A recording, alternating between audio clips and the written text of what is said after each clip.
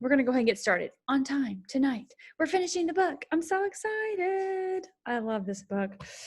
I think I love this book more and more every single time. Every time I read it, I think I love it more. And it's everything in every conversation. If you guys saw the post I did yesterday, it was, if you could change one thing about yourself, what would it be? And it felt like, to me, a common thread was confidence and consistency.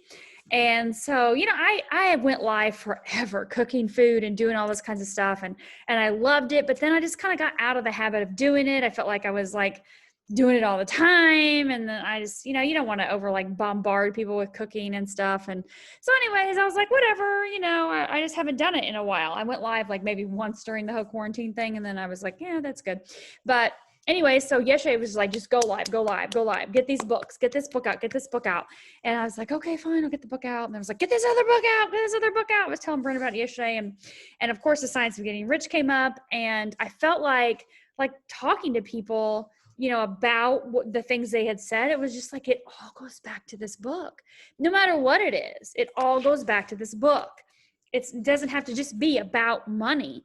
Consistency is not necessarily about money. Confidence in yourself is not necessarily about money, but this book addresses all of that. And it's just so powerful. So anyway, you guys, with that being said,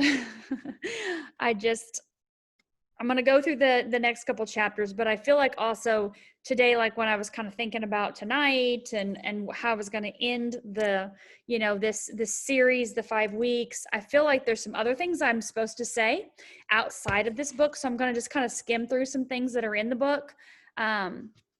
But basically, there's some other stuff I don't know what it is yet, but there's some other stuff that I'm going to be saying here that y'all need to hear. Okay. Sarah knows what I'm talking about, right? I don't know. It's just coming, but it's what I got all day long. So anyways, starting with chapter 13, do you have something to say? Did you record all the Zooms? Yes. Every single one of them are recorded. If you go to my YouTube channel, which is just Stacey Holweger, you'll find all of them from this 5 weeks, and you'll find all of them that I have done over the last year or 2 years. And every one of them is different, Sandy, because at all points in time, I'm always listening to and reading and gaining new information. I'm growing myself. And so, of course, there's new things happening in my life. So the stories that I share to kind of weave things in have changed. Some things are the same, but obviously some things are different. So you may listen to one from 2 years ago and be like, oh my God, who is that person? I'm like, I don't know who that person was. I've evolved so much since then. But it could be totally different information that I share if you listen to the same chapters from a year later or 5 weeks later, because that's just, I have to always set the intention that it's just whatever it is comes in. I don't judge. I just listen, go, run, do whatever I'm guided to say or do throughout the book, whatever stories pop in my mind, right? So this one talks about getting into the right business, this chapter. And the big thing with this is that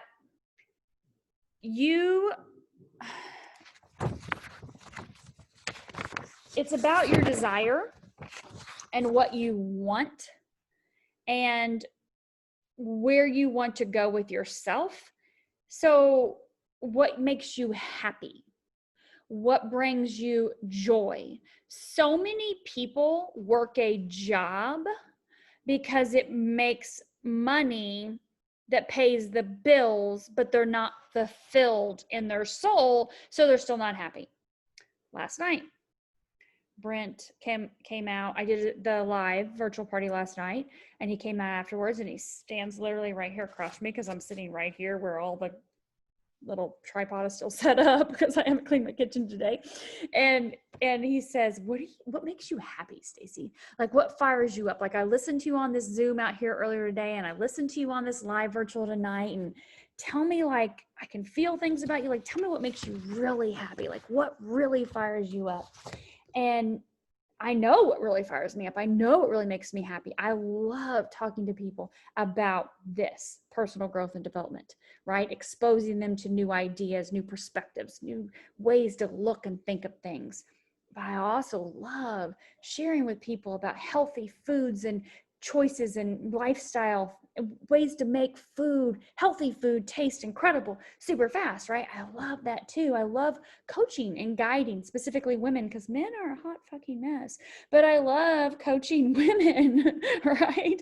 I used to think when I first moved down here, I was like, I want a whole male team because they don't have any issues, right? Men are like, go do it, business, let's make it a success. And I had a male team. I'm like, y'all a bunch of PABs. Are you shitting me right now? I can't deal. I cannot deal with you and this. You're supposed to be like, boom, boom, boom, let's go. You're men. Don't tell me you're worried about rejection. Are you joking right now? That's shit women worry about. I have to deal with that enough with women. I shouldn't deal with that with a man. Grow a set, dude. I'm done with the men team. So that lasted literally a year. It took me about a year. I don't want to say to get rid of them, but it took me about a year. I was like, I'm done. I'm so over it. I can't deal with this. Like, get over it. You should not have these kind of like serious, like emotional issues over talking to a stranger. You're a man. Aren't you supposed to like protect your family and like do everything for people, right? Aren't you supposed to do that? Like women like have to muster up the courage to like, right? And men are like, that's what you're born to do. Anyway, I'm totally stereotyping right now. But what I'm saying is, my point is with you guys, whatever makes you happy, whatever fires you up, whatever drives you, inspires you, motivates you, makes you do it on your own. You know, like Brent's like, you do these virtuals, you do these Zooms, you have these coaching calls, you talk to these people. And I said, but I love doing all of that. It's stuff I love doing. Like I love planting seeds, showing people options, ideas, then go obviously they have to apply themselves, right? But if you're doing what you love doing, you'll never feel like you're working. And when I quit teaching 15 years ago, I didn't quit teaching. I quit the educational system, it's jack through the roof. I quit that system and I quit teaching middle schoolers, right? But I'm still teaching, I'm still educating people, which is my passion. That's my desire, my goal. Everything in life is to help and educate and teach people. So I don't ever feel like I've worked. I don't feel like I've worked in 15 years. I mean, if this is work, flip and sign me up. Right? When you can make over $100 an hour, like seriously, sign me up for that any day and every day. When you make that money around the clock, no matter whether you're sleeping or you're awake or whatever, that's residual income. That's the power of multi-level marketing and being able to do what no matter what it is you're doing, but do whatever it is, you're living your passion, right? And so that's what he talks about in this chapter, is to do the things that you want to do. You'll get rich most easily in terms of effort if you do that for which you are best fitted. I feel like I'm best fitted to be a teacher. Some people may disagree. They may be like, girl, you are hardcore. You're not really that good of a teacher. I don't know. I'm going to shoot you straight. I'm going to tell you the way it is, the way I see it from my own perspective, my own personal experience. If you ask, I'm not going to be like, right? But I am going to be able to share with you a different understanding, different level of awareness and perspective. And so if you are doing that which you are best fitted, then you're going to get rich most satisfactorily if you do that what you want to do. Whatever it is you want to do, right? Whatever it is you want to do. Like, for example, my mom has been a secretary her whole life. She loves it. Loves it. Marie, get down. She loves being a secretary. She loves answering the phone. She loves talking on the phone. Can't do it. Cannot do it. Like if you call me, you better be dying because I don't want to pick up. Leave a voicemail. I'm going to click the transcribe button to read your voicemail before I listen to it. I just can't do it. I can't. I don't know what it is. She's been a secretary my whole life. I don't know if it's because she was a secretary and she was always on the phone, like constantly nonstop. Brent's on the phone 24/7. Like he loves to talk on the phone. I'm like, don't call me, text me, Voxer me. I'll listen to your voicemail, but I don't want to talk on the phone. It's just me, right? But whatever is you want, if you do what you want, then you're going to obtain the things that we've talked about in this book, right? All of these weeks. So this quote right here is so powerful. I want to share this with you. He says, the desire to do it is proof that you have within you the power which can do it. So when we doubt ourselves, right? That confidence, that belief, that lack of confidence or belief in yourself, the desire in you for what you want is proof that you actually have within you the power to make it happen. So understanding that right there, a friend came over today. She was talking about a house that she wants for her kids in the next year. The desire for her to want that house, and she was like, I'm covered in goosebumps. I can just see it. I walked through it. It was a model home, everything about it. That desire is so strong in her for her to want that, that shows her that the power is in her to make that happen. But I can't make that happen for her. She has to make that happen for her. And we talked about that today. Hey, Brent, Nigel's ringing her bell, babe. She rings her bell when she has to potty. Means she has to poop. She peed earlier. So she's a bell ringer. But I told her, I said, girl, I can't be your accountability partner. Like, your accountability partner is in the mirror. I don't live with you. I don't see you on a daily basis. We don't talk on the phone on a daily basis. We don't talk 20%. We text daily, which is fine. But at the end of the day, you have to look at yourself in the mirror and you have to be your own accountability partner. And she's super fun. She likes to have a great time. And I said, so you can have friends that join you, right? Like within It Works, people do power hours where they get together and they got music going and they're messaging people and they're talking. And it's like collectively they're on a Zoom like this, but they're working. And I said, jump in on those, like do a bunch of those if you want to be around people to do stuff, which is totally fine. There's nothing wrong with like having, hey girl, how many messages did you send today? Or hey girl, did you do this? But at the end of the day, what if that girl's gone? Like your kids still need to flip and be fed. They still need clothes. You still need freaking gas in your car. Who's going to do that? The person in the mirror, not the chick on the other end sending you a text message like, go girl, you can do it. It's you, right? It's you. You are your accountability partner. And we talked about personality types today. And for a red personality type, I'm a red personality type, which just means like, here's my goal. Here's what it is. I'm going to do it. Like, get the hell away. It's going to happen. Come with me or watch me. I don't care, but I'm going, right? Where you're blue, she's more of a blue. She's like, I want a bunch of people to do this with me. I want to have a fun. I want to have a party. Let's go all do it together, right? Which is great. It's fine. There's no wrong thing about any personality. And then you got the yellows that are like, oh, I really just want to do it for somebody else. I want to help other people. It's not really about me. It's about them.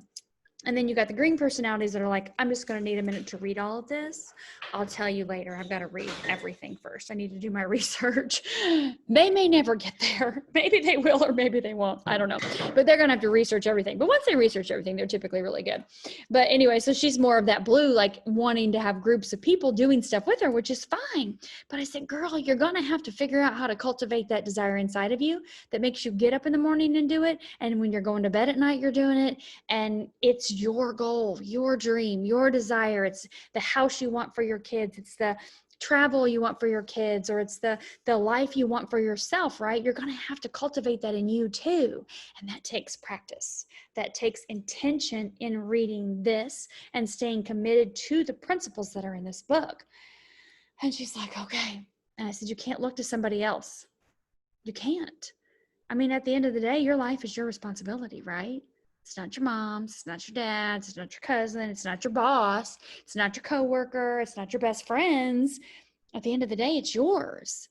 And so what he says in this part of the book is desire is a manifestation of power. So if you have the desire, that is proof that God put within you the power to make it happen. But you have to believe that. And when you believe that, then you'll be able to have that ability to manifest that. And something else we talked about today, which I think is super important, is superstitions. People believe that things happen. Like, I'm gonna knock on wood, right? I'm gonna knock on wood. Oh, I'm gonna cross my fingers. Oh, I'm only gonna pick up a penny if it's heads up, because if it's heads down, it's bad luck, right?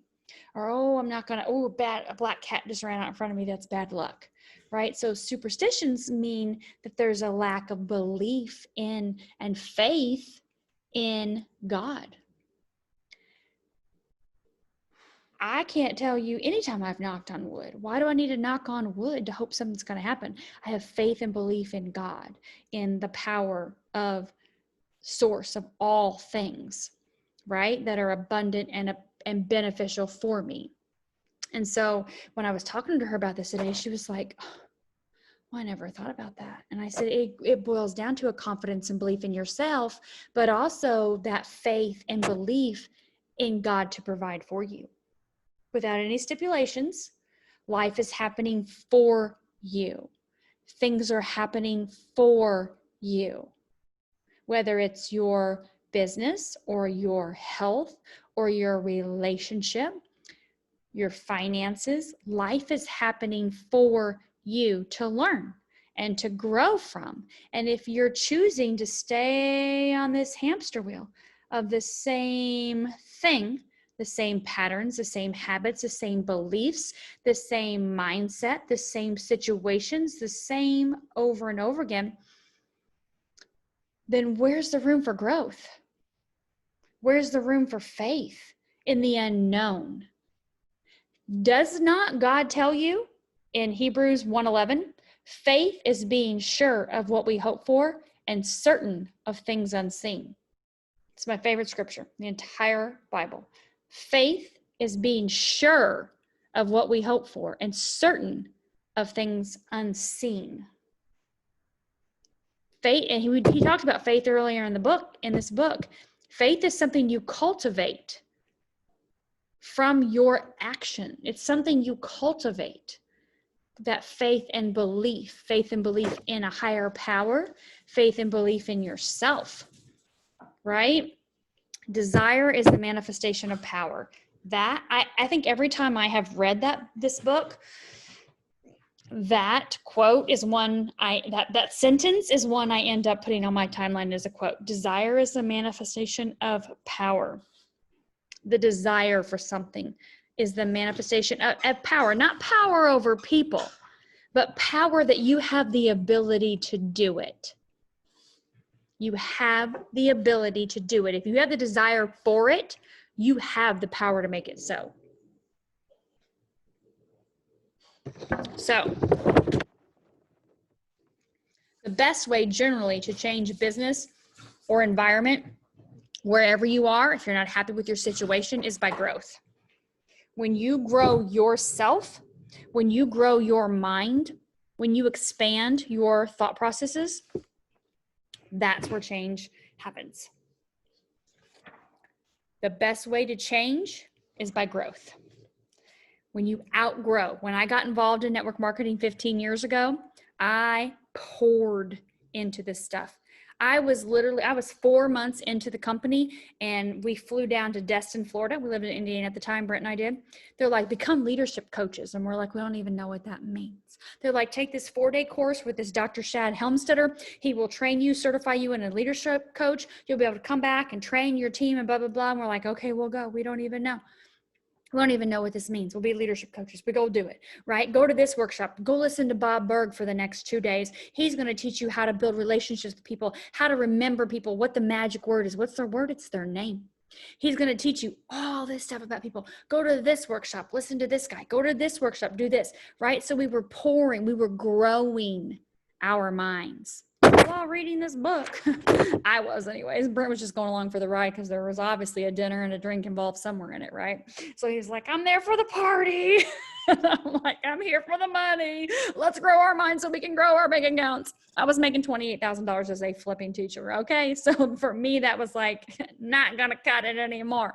So anyway, you guys, it's about growth. Growth shows when you're growing, things change, okay? So you have to stay steady in your faith and your purpose and give gratitude. That's basically it. Stay steady. Live in a creative mindset.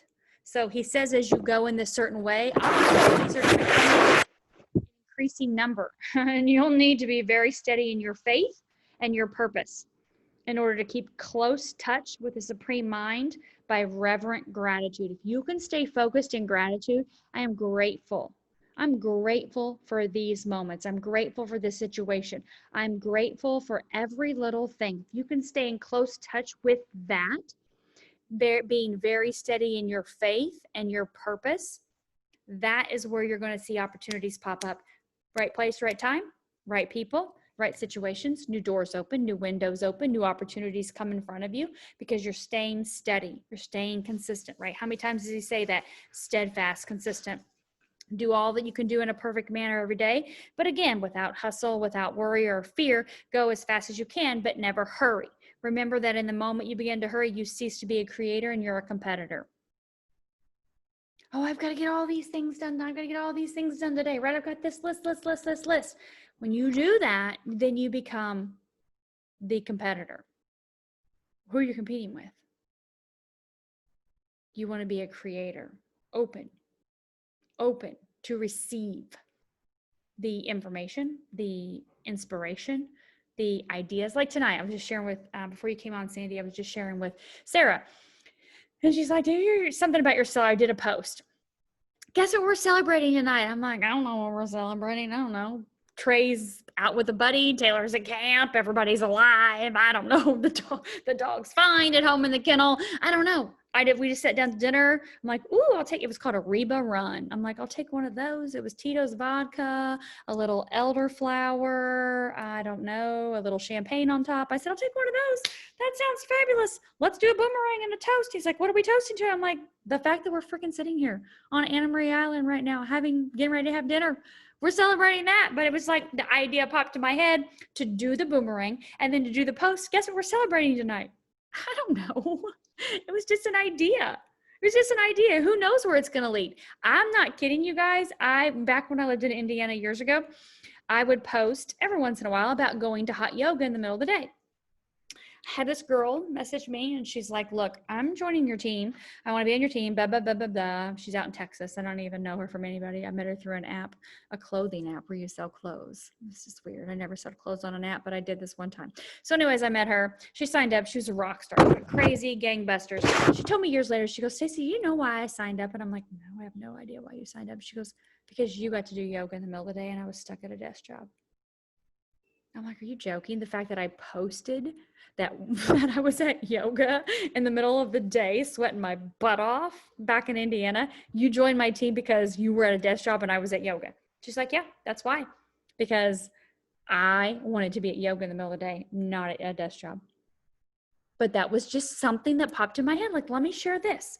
You never know what your post or your information that you're putting out there, how it's going to inspire somebody. You just don't ever know. But when you're inspired to do it, it comes from source, right? It comes from God. It comes from that prompting, that inspiration, that creation, not from the competitive, I've got to get these customers, I've got to get these distributors, or I've got to sign this business deal, or I've got to make this much money. That's competitive. You come from the place of creation, then that's where, and gratitude, obviously. I was grateful for the fact that I could do yoga at 9:30 in the morning, right? When most people are having to go to work. Took my kids to school and I went to yoga a couple days a week. And I was super happy about that because it was insane. It was intense. It was crazy. It was my first experience with yoga back then. And now I'm like, whoo. I just did yoga again. I haven't done it. I did full moon yoga Friday night and I love it. But Tuesday mornings is a hardcore class. It's like serious abs and ass class. And I did it yesterday for the first time in like a month. And I'm like, oh, what is sore back here? This is not even an ab or an ass. And this part back here is so sore. But I'm sure today with all the squats we did at Orange Theory, my butt is going to be super sore. But anyway, I am so grateful for the fact that I have an ass that moves and a pair of abs somewhere hidden under there after 2 freaking kids 17 years ago.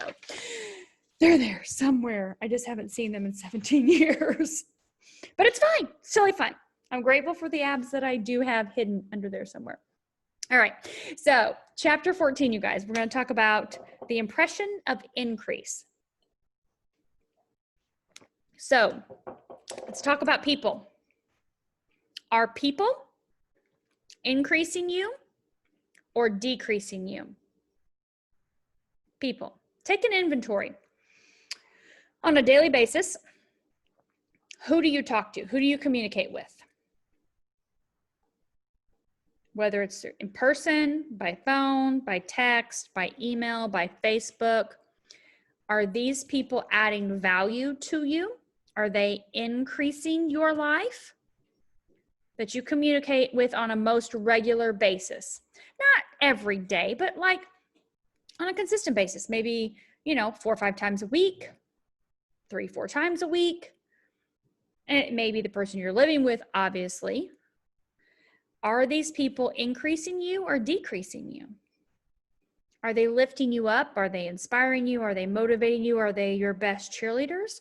Or are they tearing you down? Or are they comparing to you? Or are they making you feel less than? Are they making you feel fired up and excited about what you're doing? Or are they making you feel like you just don't have it all together and you're just not enough? I don't know. I'm just saying, take an inventory, right? Are they adding value to you? But then also, are you adding value to them?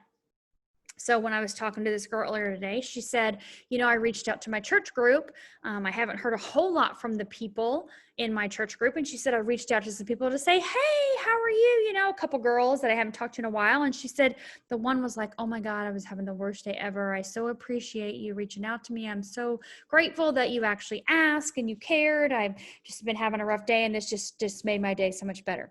She goes, but the girl never even reaches out to me. I haven't heard a word from her, but I just felt like I wanted to make that connection myself. She was wanting to add value to other people, even though the girl never added value to her, which is fine. But then she was like, wait a minute, like, is she one of my circle?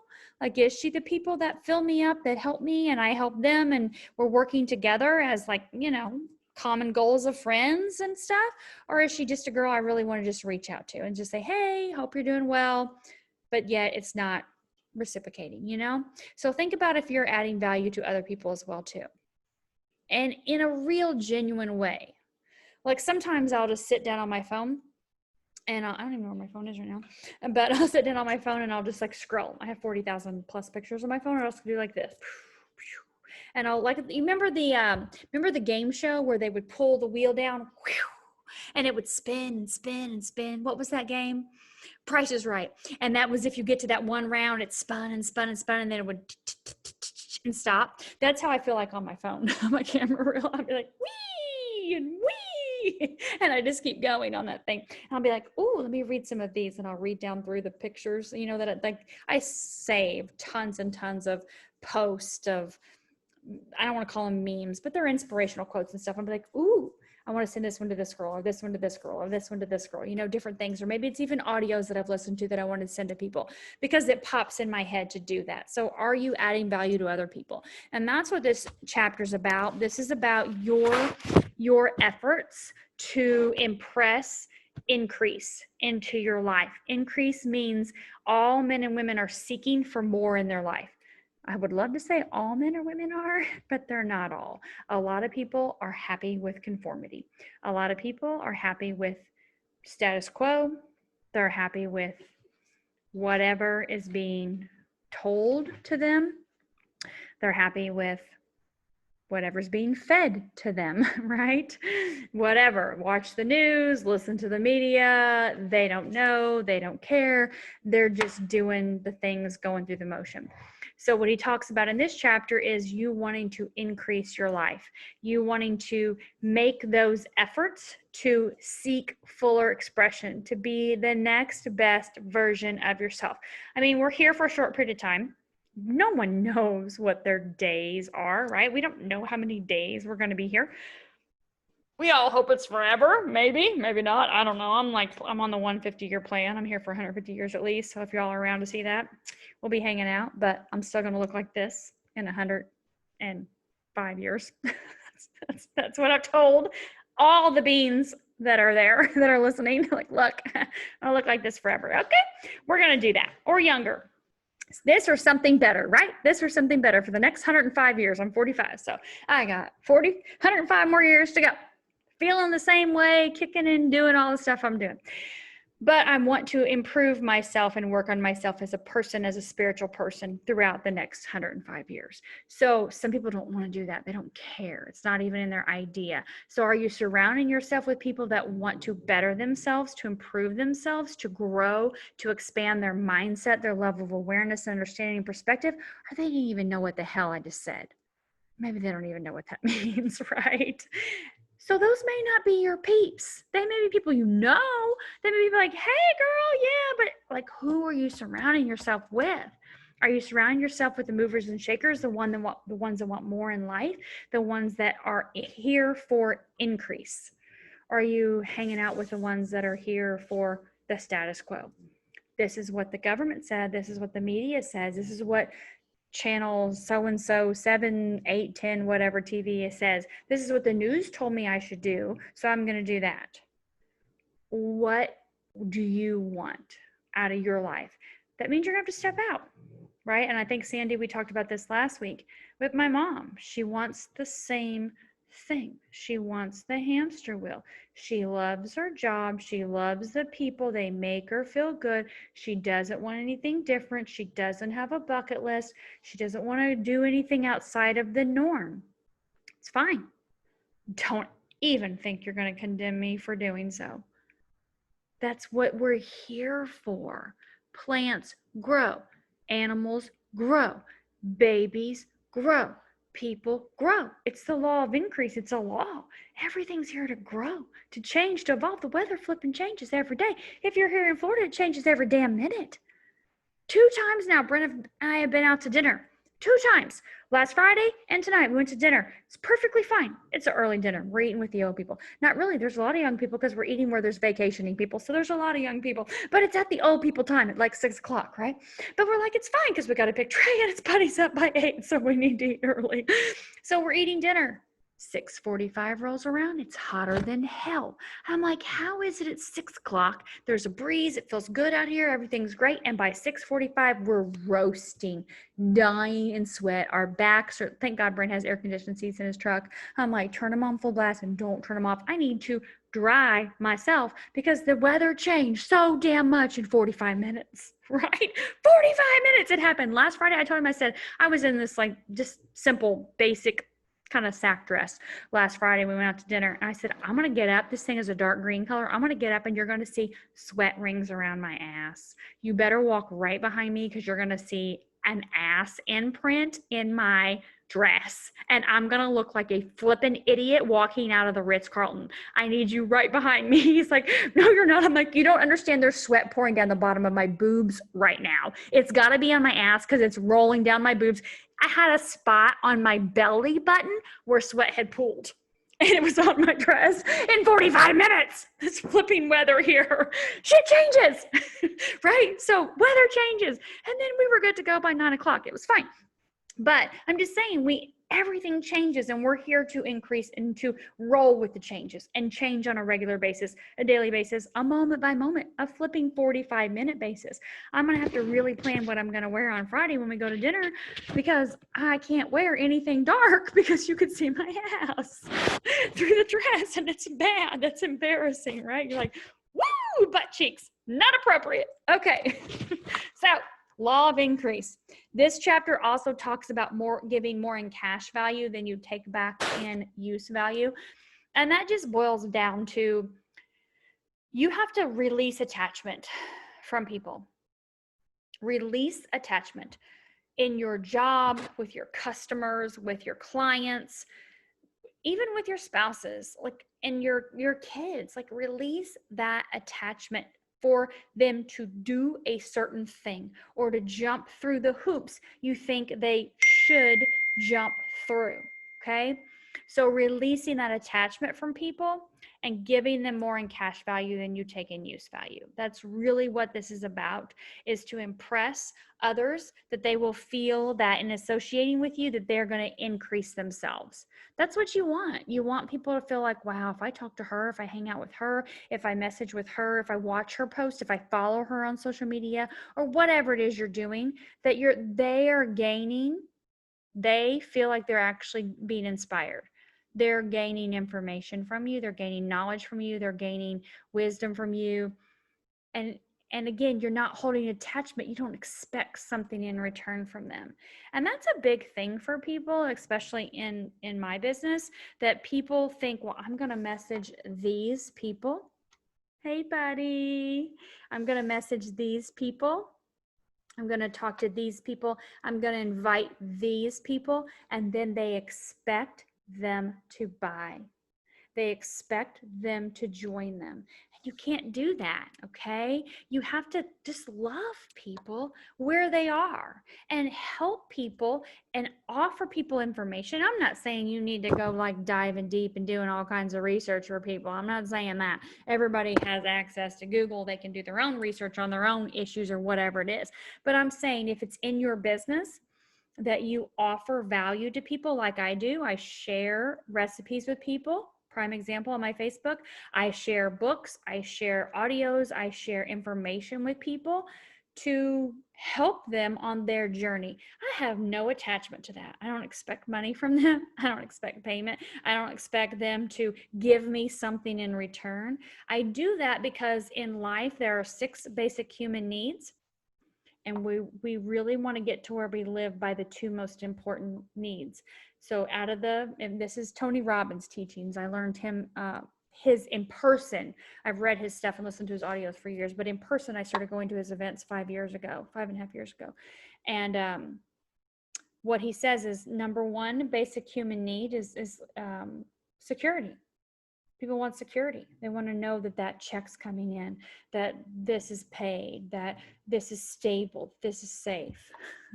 Well, we all know if you ever lived through a hurricane or an earthquake or a tornado, that nothing is safe, nothing is secure. Or how about a pandemic? I'm sorry.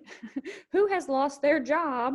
What we thought was secure is no longer secure. The businesses that are closed down, the people that don't have jobs, right? So that's not secure, and you thought you had security. So people want security. That's a basic human need that people live by. And then that limits them from reaching their full potential because they're staying where they are because they think it's secure. Another thing is insecurity. People want insecurity. They want our uncertainty. They want the unknown. They want the crazy, the wild, the out there. You know, the people that throw on a backpack and leave forever. And you're like, wait, what?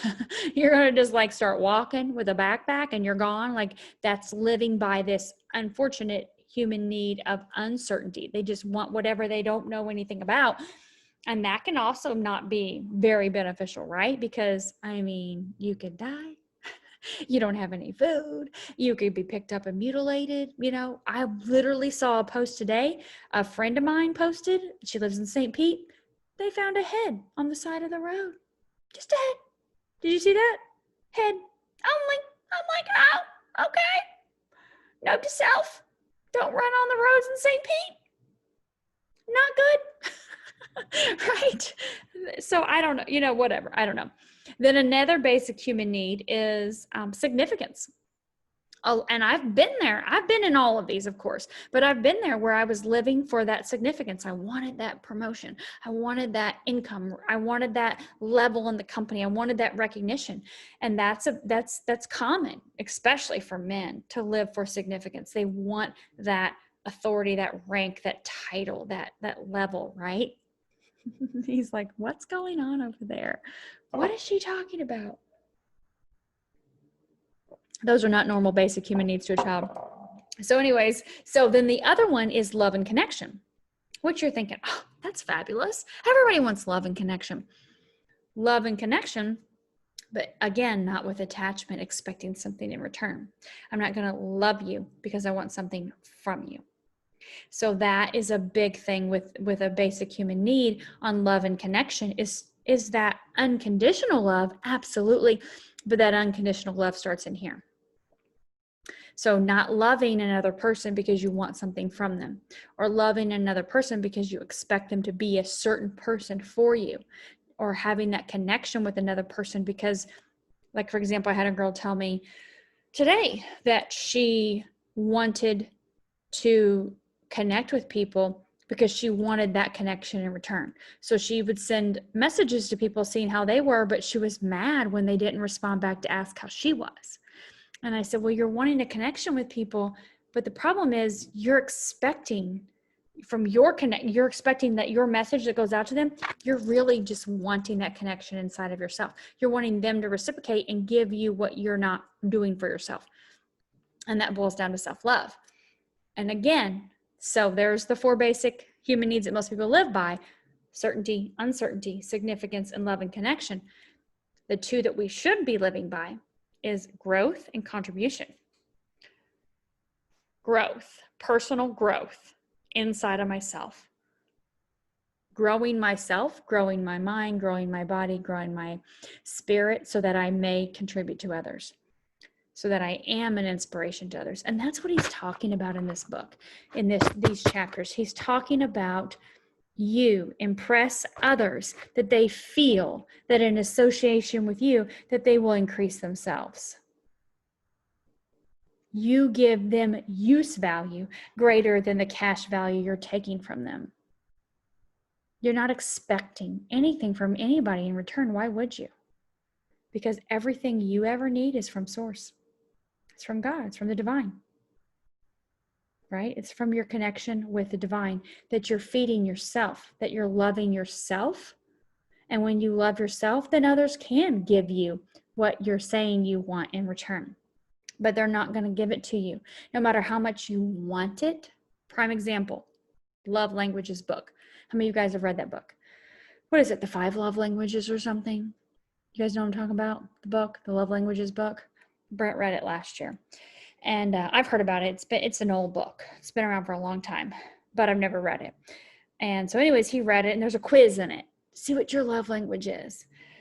I'm like, okay, I know, I can tell you right now what my love language is. I know what it is, but we'll just go through this quiz anyways. And so his was words of affirmation. He likes to be told he's doing a great job. And I'm like, okay, I understand that. That's totally fine. Well, mine is acts of service. That means just do shit for me. Get shit done. Get the shit done that I don't want to get done. And I'm going to tell you how grateful I am that you get the shit done that I don't want to get done. You know, like insurance and cell phone bills and stuff like that. Like call people on the phone that I don't want to talk to. Talk to my mom. You just go do that. I'll be fine. Thank you for talking to my mom. I don't want to deal with all that, right? And that, so acts of service. And so we've really worked on that over the last year, because you can't want somebody to do that for you so bad that you're just needing it so bad, right? So where does that come from? It comes from a lack of self-love. No matter what, even the acts of service, it all comes from a lack of self-love. So there's nothing wrong with having a love language that's more pertinent to you. There was like gifts, receiving gifts was one. I don't personally like to receive gifts. I mean, I want to receive gifts, but you better tell me what's coming before it's coming, because I don't want any surprises.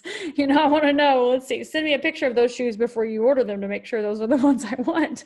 But I love gifts, but I want to know what they are. With some people, I love giving gifts though. I love giving gifts. That's a big thing for me. I like being able to give gifts to people, do things for people. We all have different ones, but not expecting something in return. That's zero attachment to it. And that's what he's talking about in here, is to honestly give to others and help to others, to do for others, because it's inside of you, because you've grown and you love yourself. That's a lifelong journey, you guys. Don't expect to wake up tomorrow and be like, I love myself. I feel good. Life's incredible. Everything's amazing. I'm just going to go contribute to people and everything else is fine. Right? I mean, it is. But then at the other side of that coin is, we're here for growth forever. The next 105 years of my life, maybe 200, I may live, you never know. I could surprise y'all and live 800 years. I mean, Noah lived 800 years. Why not? He built the damn ark. Everything was perfectly fine for 800 years in his life. Why can I not live 800 if he did? I mean, really? So anyway, I'm not knocking it. I'm not ruling it out. I'll let you know in 100 years whether I'm going to pull out another 700 after that. But I'm here to grow for the rest of my life. I'm here to learn and expand my mind and to be able to share new things with people as I grow myself. Growth and contribution. Growth and contribution. That's really what we're here for, at the basis of all of it. All the teachers, not just Tony Robbins, all the people I've studied, all the books I've read, I'm talking thousands and thousands of people. At the end of the day, it's personal growth and development. It's about growing your mind, growing yourself, and helping other people along the way. That's really what it's about. And not losing sight of your vision of what you want, or your faith and purpose to get what you want. Ooh. Okay, here we go. All right, so make sure that you're not trying to have power over people. You're not trying to control people. Now, I will put a side note in there for you guys. Your children are a different situation. They're your children. Until they're 18, they're yours. You do have power and control over them. I'm going to say that, I'm going to tread lightly with that, but you are their mom. You did birth them, and you do have the ability to determine the way they go in things by your faith, belief, prayer, intention, faith, and purpose with them. You do have that ability. After 18, they become an adult, and you don't have as much spiritual say-so in that situation. But as a child, if you don't like the way they're acting, the simple fact of blessing your child, blessing them, asking God to clear anything that's detrimental, that's harmful, that's non-beneficial to them, fill them with God's love and light. Those simple things right there can change your child in a heartbeat.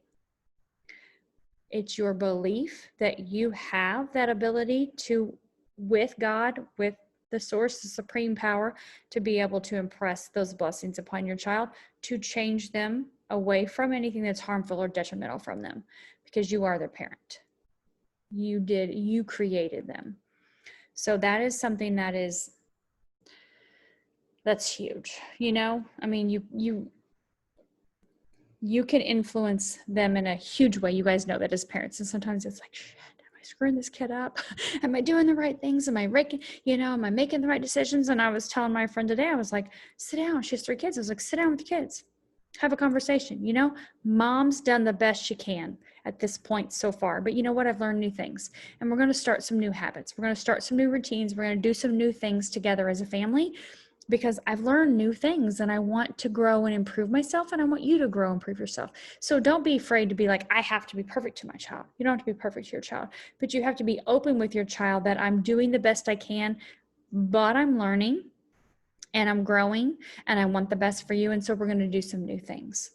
We're going to make some new changes. We're going to make some healthy habits. We're going to do some things different. We're going to listen to some things together. We're going to watch some things together. We're going to read some things together, because it's going to make us better people. And at the end of the day, that's what we want. We want to be the best version of ourselves we can.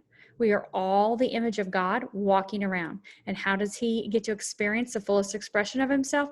Through us, living as our best versions of ourselves. So have that conversation with your kids if they're old enough. If they're not old enough, well then you don't need to, you just do it, right? You just bless them, and you ask God to bless them and to remove anything that's not beneficial for them.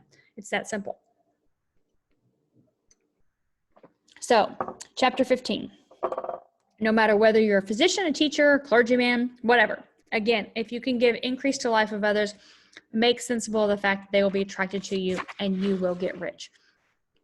So he talks about whoever masters the details of the science of getting rich, together with the allied sciences of being well, of being great, and of winning love, and who teaches these details from the pulpit, will never lack for a congregation. He's not necessarily talking about a church. He's saying whoever masters the details of this book, together with the allied sciences of being well, of being great, and of winning love, who teaches these details, will never lack an audience, will never lack people who are following them, who are listening to them. So it's not necessarily about a preacher per se, but we want preachers who can not only tell us how, but who in their own persons will show us how. Again, you are the example. You are the light. You are leading the way for you and your children. You are leading the way for you and your family. It doesn't mean your family's going to follow. It doesn't even mean your children are going to follow.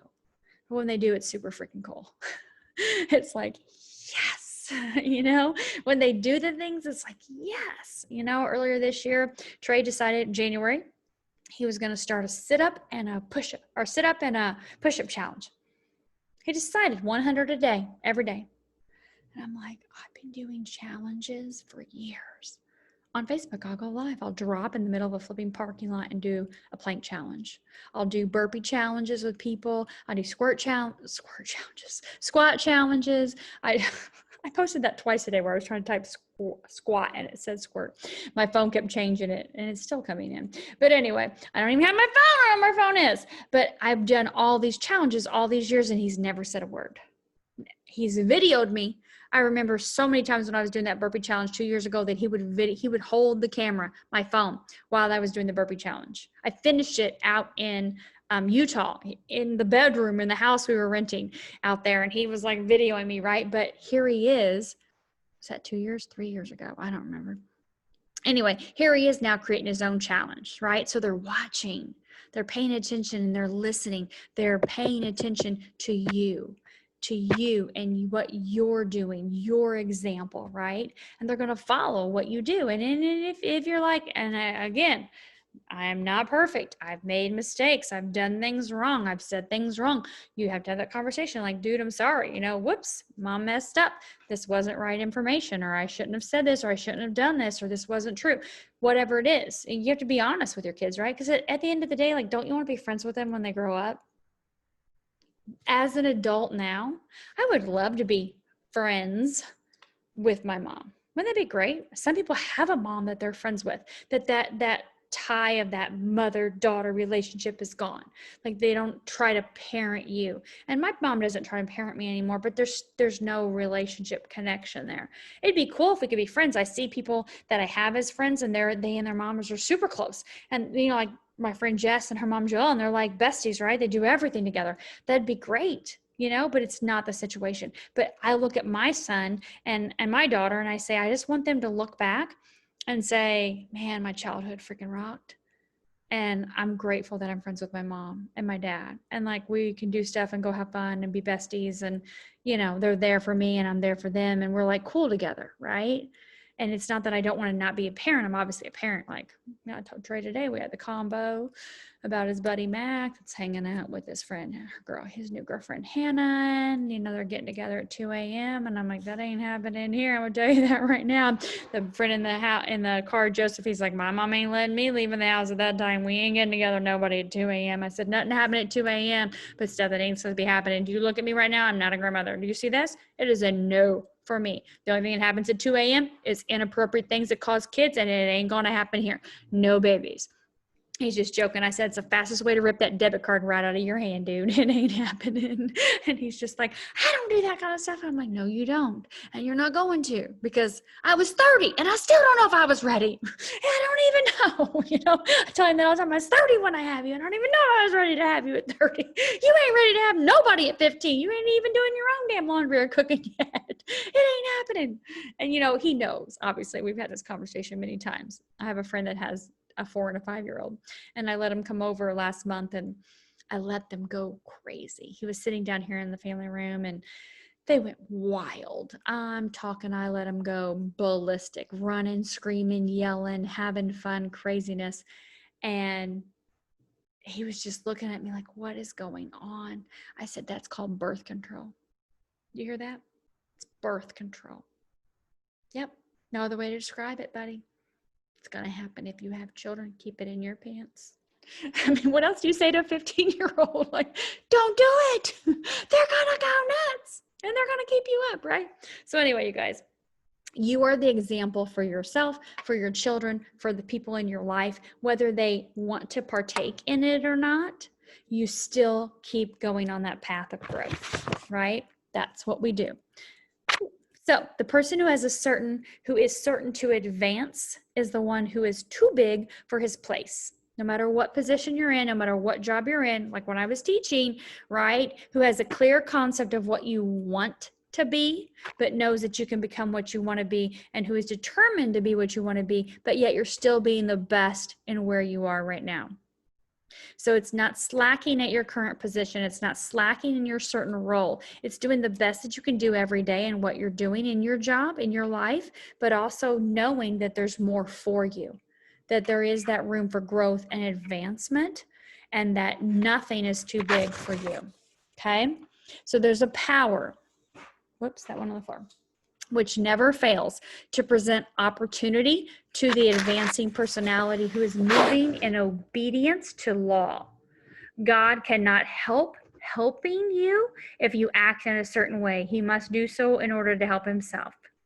He must do so in order to help himself. There is a power that never fails to present opportunity to the person who is advancing their soul, who is moving in obedience to law. The law is increase. If you're moving to the law of increase, God can't help but helping you if you act in this certain way, doing the things that are lined out in this book. It's not an option, because your laws are laws. Gravity's gravity, right? Everybody talks about gravity. Gravity's gravity. It's the law. So, chapter 16, there are some cautions and concluding observations. It's true that existing governments keep masses in poverty. We're experiencing that more than ever right now, right? But this is because the masses don't think and act in a certain way. Wow. This is 1910. This is more pertinent today than it's ever been, I feel like. I really do, since 1910. There is existing governments, unfortunately, corrupt, evil, horrible people that keep the masses in poverty. And that's because the masses don't think and act in a certain way. They don't know. They don't know. We call them sheep, unfortunately. Sheep. They follow the pack. They go with the flow. They do whatever's being said. Oh, I saw a post last week. You should wear a mask and walk on your hands and feet down the road. That's what we should do next. And then they're going to do it because that's what it was said to do on the news. The news said to walk on all fours. What was that called? Bear crawl? When you were in school, elementary school, in the gym class, you bear crawled across the freaking gym floor. Right? That's what people do. They do what they're told to do. And so they just don't know any different. They've never been exposed to another way of thinking. They've been brought up by the system, the educational system that teaches them to listen and follow the rules and get a job and work in a factory or whatever is being told by the boss because they're programmed to do what is told, and they're never taught to think for themselves. And unfortunately, we have an entire country and world almost of that, right? And so it is so important that you wake up to that and realize that and know that that is not truth. That is not what you're here to do. So the more who get rich on the creative plane is better for others, because again, you're showing the way, right? The economic salvation of the masses can only be accomplished by getting a large number of people to practice the scientific methods set down in this book and become rich. How do we do it? Showing the way. That's it.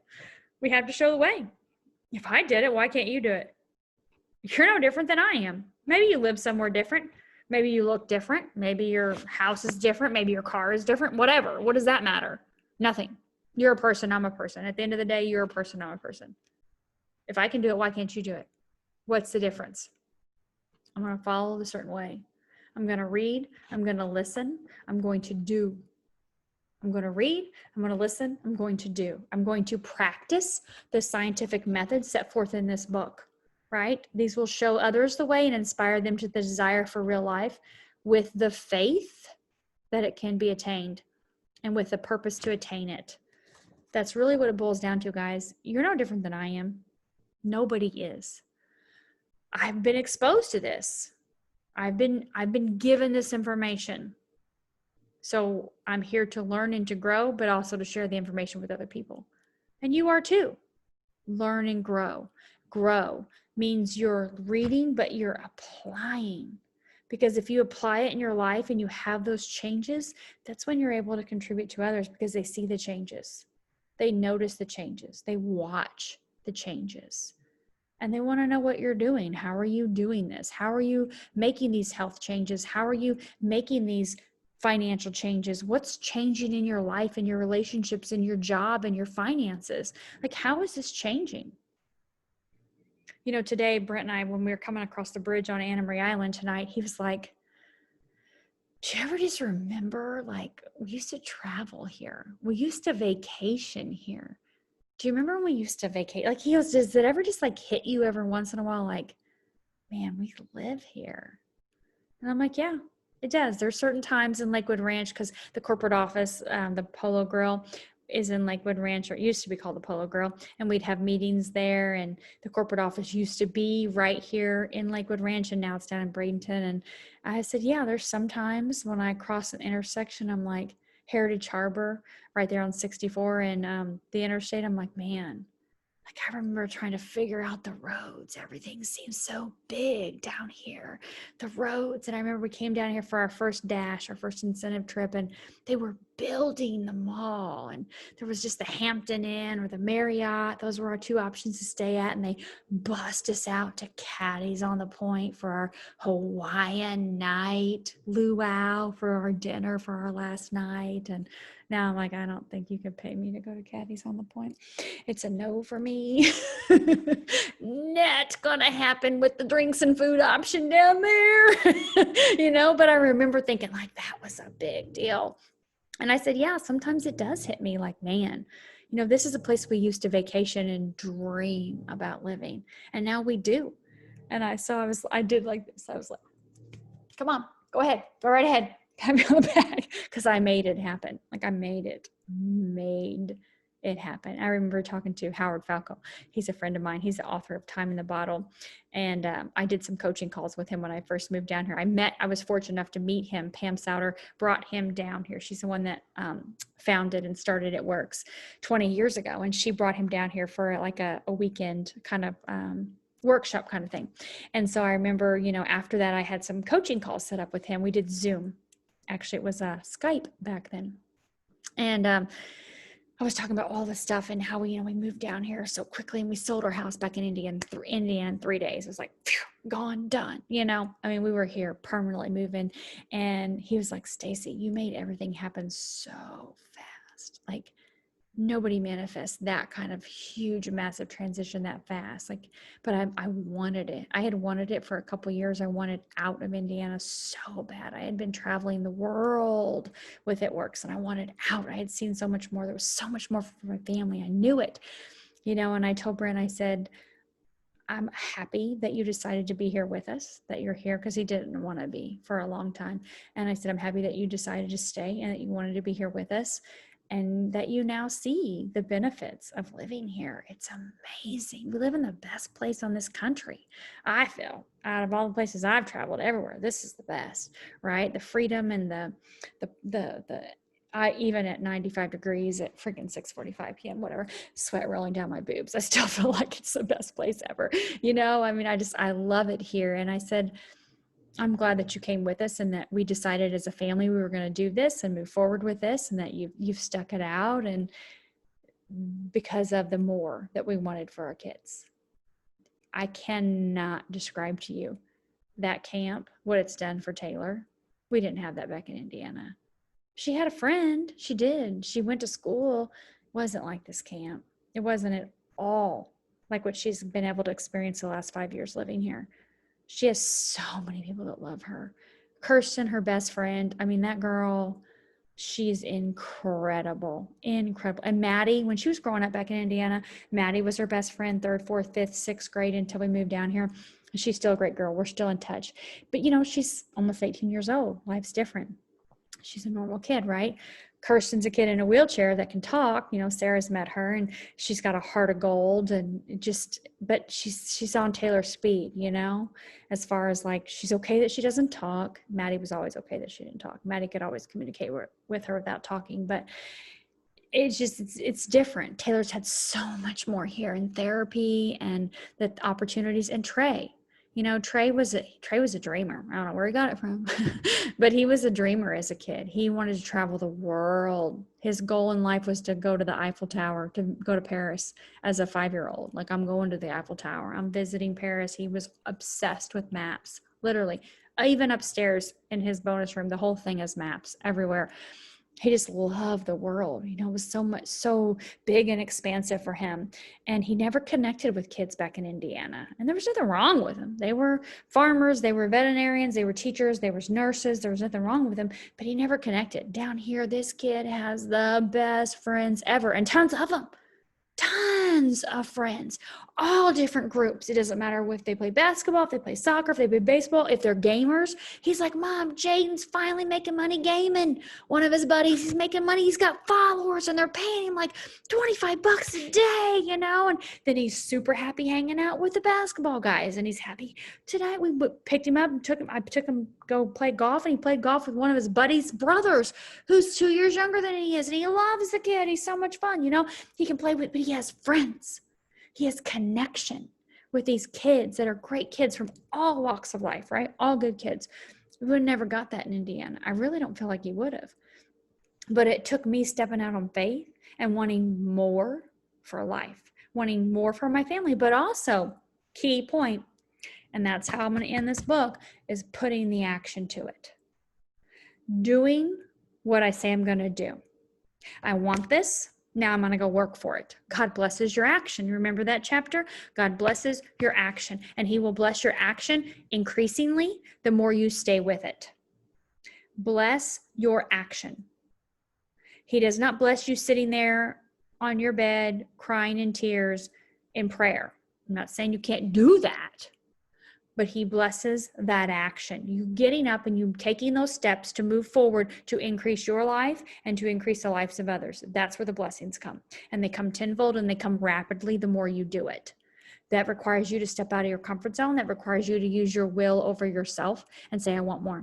I'm going to do more. I'm going to create more for myself and my family. That's it. At the end of the day, it's all about increasing your life and increasing the life of people around you, especially your family. And some will follow with you and some won't. And it's okay. Again, you're not holding an attachment to them. The girl that has not sent me her credit card information tonight for the skinny brew she wanted to order, it's okay. It's fine. Maybe she'll send it to me tomorrow. Maybe she'll send it to me next week. I don't know. I'm not going to lose an ounce of sleep over it. When the timing's right for her, it's totally fine. I am not here to push somebody into what my goals and dreams are. I'm here to stay focused with faith and purpose and belief in God on what my goals and dreams are in life, and continue helping other people along the way, increasing my life and increasing other people's lives. That's really what it's about.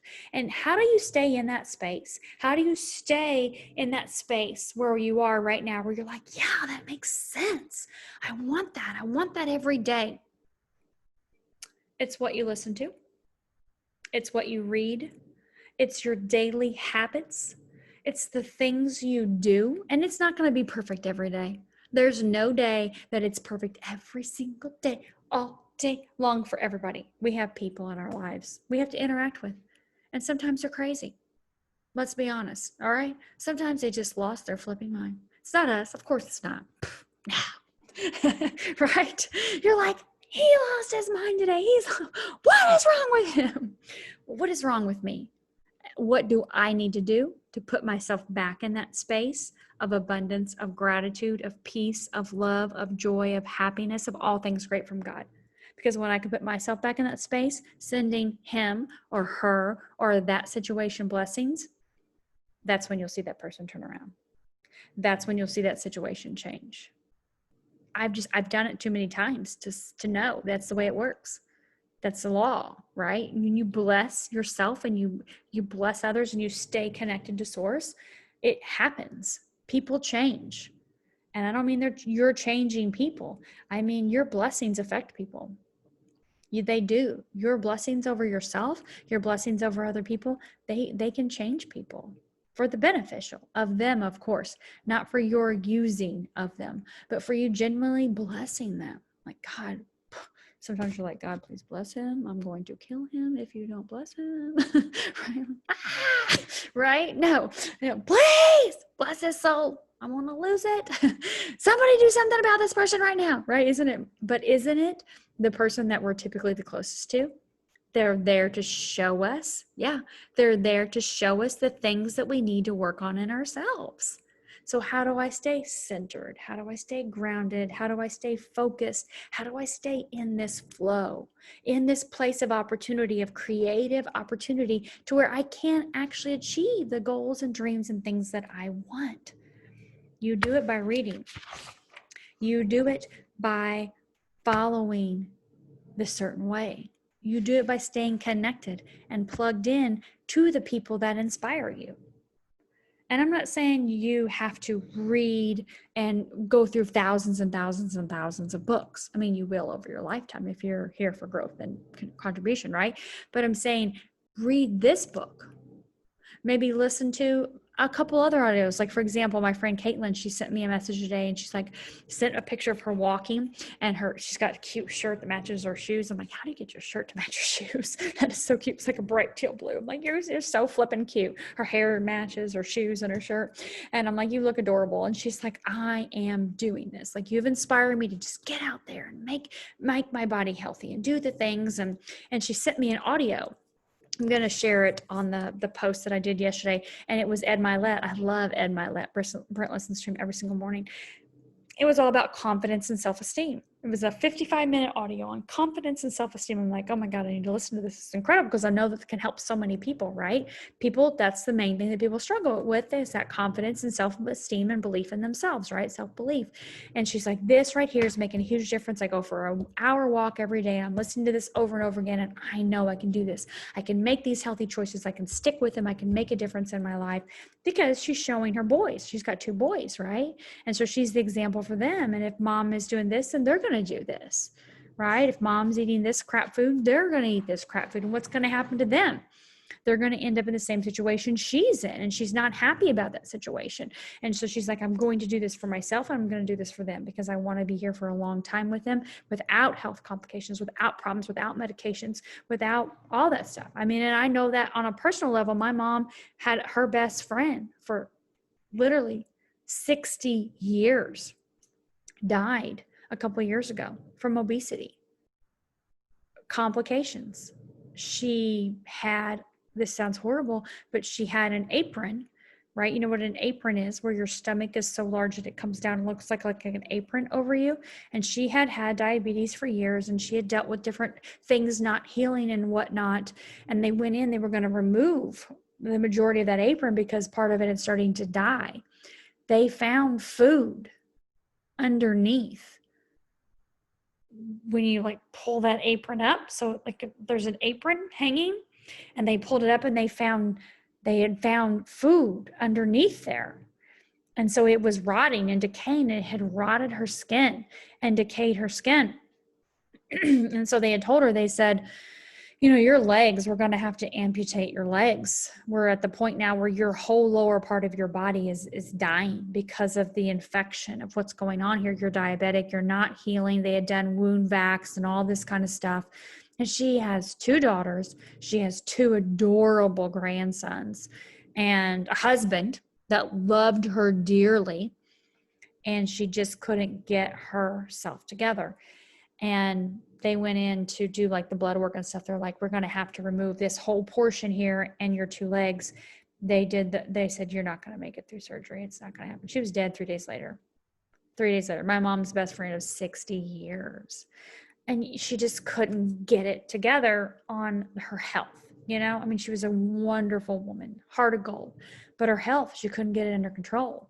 She just had those programs running over and over again that she didn't stick with things. She wasn't consistent with things. With, you know, she'd lose a little weight and then she'd gain it back again. She'd lose it. But I mean, she got to where she was just, you know, morbidly obese. And when you find food under part of your body that's dead and decaying and rotted, and you know what I mean? It had gone too far, and all the other complications. And once they told her, we can't even remove your legs because everything below your waist is dead. There's nothing there.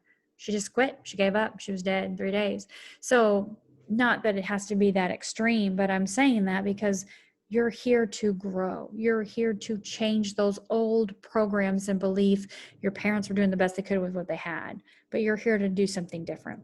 You're here to learn new things. You're here to take what resonates with you, what you love from your childhood, what you love from your past, what you love from your parents, but you're also here to learn new things and to grow because you're impacting your children.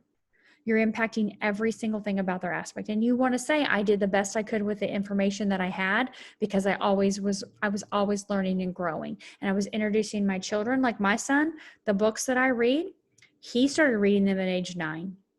He started with a book called The Power. It's by Rhonda Byrne. So Sandy, I don't know how old your son was. He looks around that age. And it was such an easy book. It was incredible. It's all about love. Perfect. 7. That was great. 7 at age 7. 8, Trey was teaching. I would take him with me to my meetings. He was teaching to the classroom. I would read the book called The Millionaire to him. It was about a 12-year-old boy that became a millionaire up in Chicago, in inner city ghetto area, but he wanted more for his mom and his family. And so he got out there and he started selling lotions and all kinds of stuff. He'd mix mom's old lotions and perfumes together to make things smell good. And he'd go door to door, and then he would do groceries. He would deliver groceries for people. Then he started leveraging his time, and he would have other kids work for him. And he would do, seriously, 12-year-old millionaire. And so anyways, he's now Dr. Farrah Gray. But back then he was just Farrah Gray. But I started reading that book to Trey when he was 7 years old. And then he started doing, he would teach that to groups of people in my business. He would go and he would teach them how to be a Ruby, how to grow their business, and then how to become a millionaire, how to become a millionaire by practicing these same things over and over again. So when he was 9, he was able then to pick up the books, even though he could read at 7. But by 9, he was like, I want to read everything you're reading. But The Power by Rhonda Byrne was the first book that he read. He loved it. He devoured it. He read it over and over again. It was a fabulous book. So I highly recommend that book for all kids, all adults. It's a great book. Trey's read this book a bunch of times. He read it years ago, The Science of Getting Rich. He's read tons and tons of books that I've read. He's like, what else do you have? What else do you have? What else do you have? Because in school, they're like, oh, you get AR points for reading. He's like, I don't care about AR points. I just need to know how to, all the stuff you're reading, Mom, I need to read what you're reading. And I don't care about a pizza party or whatever. I just want to read what you're reading. So that's something that you're doing, the things that you're doing. Like this book is, I don't want to say it's easy to understand, but for kids, they read all kinds of different stuff, right? They're reading all different kinds of stuff in school. So they're not going to think anything different of it. It's just, even though it's 1910, they're not going to know. But what are you impressing in their subconscious mind? Like, what are you teaching them? You're teaching them the importance of thinking in God's abundance. At the end of the day, it's all about God's abundance, right? Abundance for everybody, all people. Don't you want your kids growing up thinking I can accomplish anything, I can do anything, I can have anything, I can be anything, I can give anything, I can do all things that I want, because God says it's infinite, unlimited potential, unlimited abundance for everybody, right? And so we as ourselves read and listen, and then we offer that to our children. And then when they get older, they say, Mom, you got to read this book. Like, what is it? What book are you recommending? Well, I follow this page on Instagram and he says millionaires read this book. I'm like, shit, give me that book. I'll read all the books that millionaires say to read, right? So anyways, you guys, thank you for being on here. Thank you for being consistent. Thank you for being here through all the Zooms, and any that you want to watch, of course, from the past, you can go back and watch too. I greatly appreciate you, everything that you do, and anything that I can do to help you, of course, please let me know. I am more than happy to help in any way. So thank you, thank you, thank you. I will upload this here in just a second, and I'll have it on my YouTube channel too. So if you need anything, let me know. Don't be scared to reach out. I'm happy to help. Bye.